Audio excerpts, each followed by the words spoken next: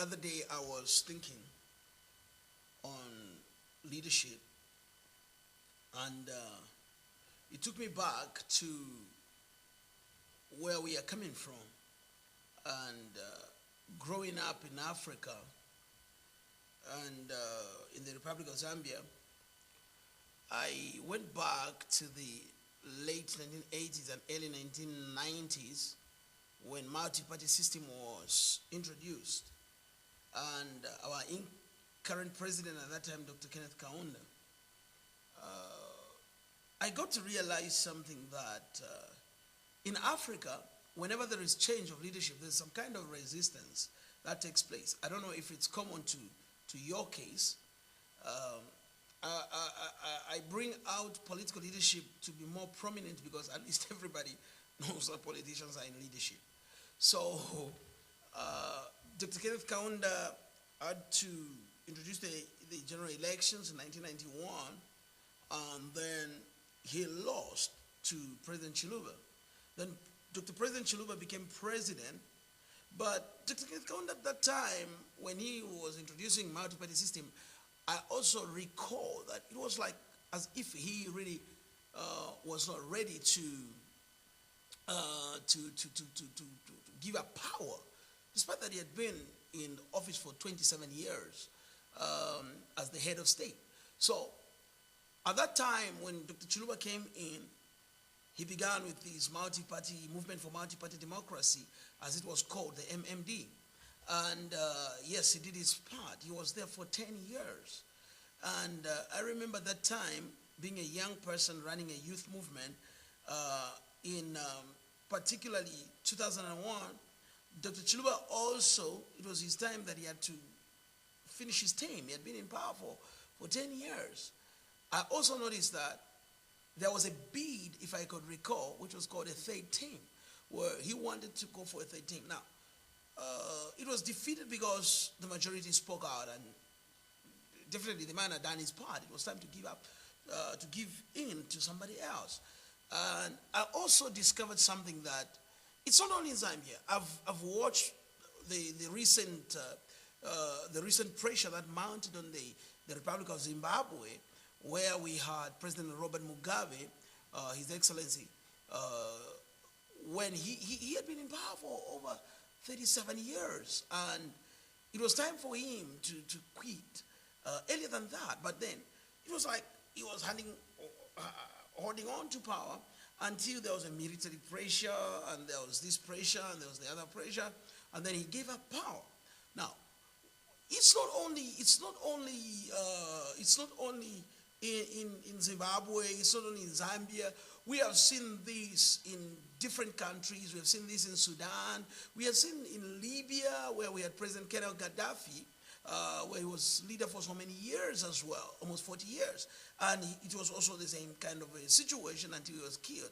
We've seen President Yoweri Museveni, he's still in power up to today. We've seen many kind of presidents. We've seen in Angola, President Jose dos Santos.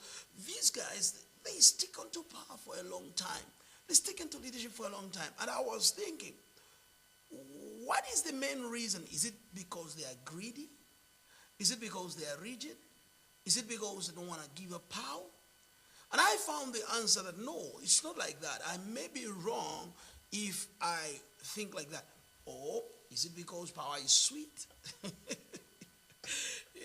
Okay, I've been thinking on all that. But then, according to my research, I discovered one thing, that most of the leaders, it may be in the church leadership, it may be in the political leadership, it may be in the organizational leadership, it may be in the business leadership. I discovered one reason why leaders who are incumbent, most of them are not ready to let it go. The most important thing why they are not ready to let it go is because they are afraid of one thing. What is that? They have not invested so much in somebody to take over from them. They have not invested so much in somebody who they can trust, in somebody who they can trust to say, this one is able to take over and continue with my legacy. Henceforth today, I want to speak about the greatest investment you can make as a leader. The greatest investment you can make as a leader. Wow. What is that greatest investment? Is it building castles? Is it owning gold mine? Is it having so much of things that people can look at? The greatest investment that you can ever make is to invest in people. Not just investing in people, but it's when you invest in people to carry your legacy. Henceforth, mentorship. I've realized that most of the people, when they start their organization, they carry it with enthusiasm. I remember when I was a young leader, when I began from the church being a leader. I began from the school being a leader. And I noticed something, that it was about me. It was about growing my name. It was about growing me, And you reach that level whereby you are growing yourself so much. But remember that there is always a level where there are things that you cannot do on your own. And I got to discover that. In a time that I've been leading people and speaking to organizational leaders, speaking to political leaders, speaking to traditional leaders, I've gotten one thing. That is the reason why you discover that even chiefs today, kings today, they are not secure of their subordinates. Why? Because the person that is behind you, your deputy, not only your deputy, but those who submit to you, they are not submitting to you because they want to learn something. They are submitting to you because they want to take over from you. Now, that is one thing that I want you to know. The younger generation is waiting, or the generation behind you is waiting, cannot wait the day you leave the seat.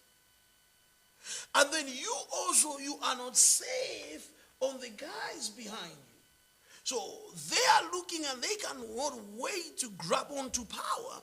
And you are also saying, can this one take over from me? So because of that, we discover that many leaders are afraid to mentor people. Many leaders are afraid to raise people. That is the reason why in Africa, and we have seen this, and I've always said this, that Africa is the richest continent that I know, and I believe in it, and I'm proud to be an African. And I believe Africa will be the solution to the world one day. But listen to this. Many African leaders are not ready to raise others in order to develop their legacy or in order to develop their communities. Most of us, we are so afraid of those behind us. Look at it in a political party, for example. I'll give you an example in political parties. In political party, when you see potential and you are the one on top, you know what they do? They kill the potential. It's the same thing in church. I grew up from church, and I can give you examples of church. When young people are coming with so much fire and so much zeal to do things, what did the lead pastor do? The lead pastor will kill the zeal so the young people can stay under him. But that is the reason why you find that you have many churches being born, not because there's need for many churches. No, I don't believe so. We have seen many political parties being born, not because there is need of political parties being born. I don't believe so. But you find that one country on a presidential race, you find more than 20 or 30 or 11 or 10 or 6 candidates standing on different political platforms, all of them saying, I want to be president, I want to be president, I want to be president. You hear all of them, they are saying the same thing. What is they saying? I will create jobs. I will create jobs. People will have money. People will do this. I will build roads. I will build infrastructure. I will build the healthcare. They are talking the same thing. So then I used to say, if they are all talking the same thing, why can they not come together? But I discovered that they are not ready to come together because the other guy has not mentored anybody. Oh, yes. Now, this is very important for us to know. That sometimes there is need for you and I, who are in leadership, to begin to realize that when we mentor people, we are depositing something greater. Remember that a leader must be able to handle pressure. Now, I also discovered this, that sometimes most of us, we want people who are always saying yes to us, to be the ones we hand over power. That is why we destroy our own legacy. We destroy our own legacy because we want the yes people to be the one who are always around us. Now, if we have the people that have got dreams and we see potential, we begin to enhance that potential, prepare that potential, guide that potential. The people that follow us will follow us with a genuine heart because they will see our hearts.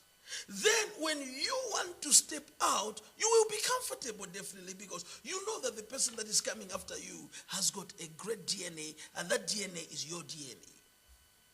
But most of the leaders today, they are not ready to do that because they are not sure of the guy that they have been mentoring. Because some people, they follow you because you've got money. Others, they follow you because you are famous. You know, I remember very well attending, sitting with many other leaders of the world leaders. I've sat with presidents, I've sat with kings, and I see people dancing around them. After the same dancing, go and hear what the people are saying. And Mr. President, sir, Mr. CEO, sir, Mr. Church leader, sir, Mr. Pastor, whatever you are, I want you to know that the people who are dancing for you don't think they are with you. The people who are dancing for you, they are singing with you and they are celebrating, don't think they are with you. I want you to know, some of them, they are following you because of what you can offer at that time. Some of them are dancing with you because you are able to bring solution to the table. I remember when I was young and people would come, and whenever I'm having meetings, thousands of people will flock to my meetings. And I would go round and I would think I was a great leader. Not until I discovered that I was leading nobody.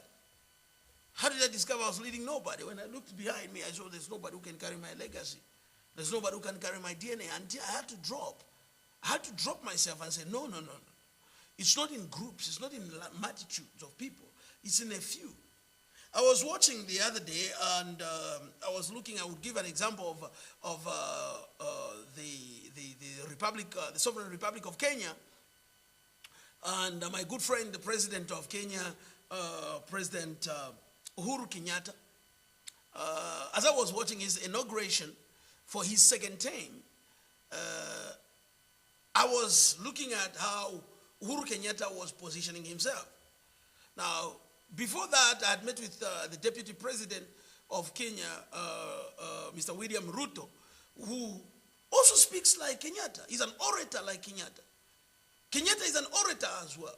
But one thing I discovered is that these two guys, they behave like they are friends. But why do they behave like they are friends? They are doing things together. They are jiving together. I was watching. Uhuru Kenyatta prayed in English. William Ruto prayed in Swahili. And I was watching Kenya. And I was saying, come on, something we must learn from here. What is it? Then I discovered that Uhuru Kenyatta has been mentoring. Because remember that Uhuru Kenyatta, his father was one time the president of Kenya. William Ruto, nobody was president in his family. But Uhuru Kenyatta was mentored by his father. But for so many years, he learned from his father until he became the president. Now, I was watching Uhuru Kenyatta, and I've been watching how he's been handling with William Ruto. And I discovered that William Ruto, already the Jubilee Party, is ready to endorse him. The Jubilee Party was ready to endorse him, already ready on the day of inauguration. They are ready to say, if Uhuru steps down today, William Ruto is continuing and Uhuru is comfortable. Why? Because I want you to know that it's because there's so much potential in William Ruto, which Uhuru has seen and Uhuru has embraced. Now, I want you to understand this. I know that I'm starting to wrap up now. I want you to understand this, that when you have mentored people, you have done your great deposit. The greatest gift you can give to somebody is when you can mentor them and raise them to become greater than you. How many leaders today are able to raise others to become greater than them? I've always felt this way, that this is what has hindered development in Africa. Africa is where it is today because our leaders are not ready to mentor others. They are ready to mentor their family and hold on to power, but they're not ready to mentor others to carry over from them or to carry on from them. Now, I know that it may be a bit controversial, but in your political party, if the founder of a political party dies, the party dies. If the founder of your ministry dies, the ministry dies. If the founder of the organization dies, your organization dies. Why? Because the leaders did not raise somebody to continue. Do not be scared to raise somebody. Now, as leaders, remember 3 things I want to say to you. Number 1, do not be afraid of potential. Do not be scared of the young people or the older people or whoever shows potential that is greater than yours. Do not be afraid of potential. Number 2, enhance potential. Enhance potential by giving direction, by giving them opportunity to save, by giving them time, by guiding them. Enhance potential. Thirdly, help them to actualize their dreams. Nourish their potential. Lift their potential. As a leader, remember this. I'm saying to you, the greatest investment you can ever make as a leader is when you deposit into the lives of people. When you deposit in the lives of people to take over from you, you have invested more than $1 billion. Until I meet you again, don't forget to stay healthy as a leader. This is Leadership Diet. I'm saying I'll see you again. Sharp, sharp.